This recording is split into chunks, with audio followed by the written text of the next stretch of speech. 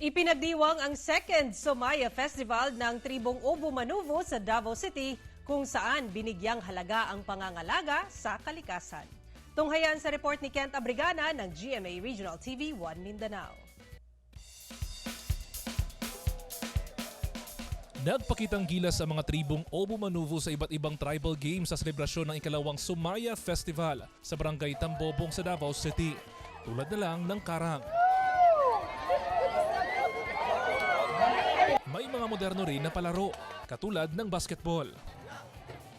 May inihanda namang games para sa mga chikiting. May art workshop at games din tungkol sa Philippine Eagle at pangangalaga at proteksyon sa kalikasan. Sa isang game, kailangang mahulaan ng mga bata habang suot ang kanilang Philippine Eagle costume, ang kadalasang kinakain ng mga Philippine Eagle. Mahigit 160 na bata edad 4 anyos hanggang 14 anyos ang nakisaya sa mga palaro.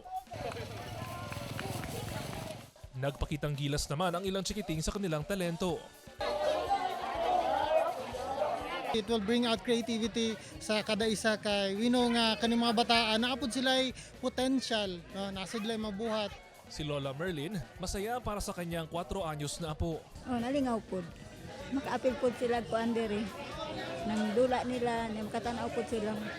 Ipinagdiriwang ang Sumaya Festival bilang pasasalamat sa kasaganahan na natamasa ng tribo. Kini nga tuig sa Enero, mo ni ang pagpasalamat sa tibuok ka tuig nga ang magbabaya naghatag og panalangin, naghatag og mga kadaugan o naghatag og mga harvest. Ang core dyan ay kay education. So ato ang ginatuduan ng mga bata, labi na kaning mga indigenous kids, young kids, kung unsa ang ilahang tinuuhan, labi na kaning about sa conservation.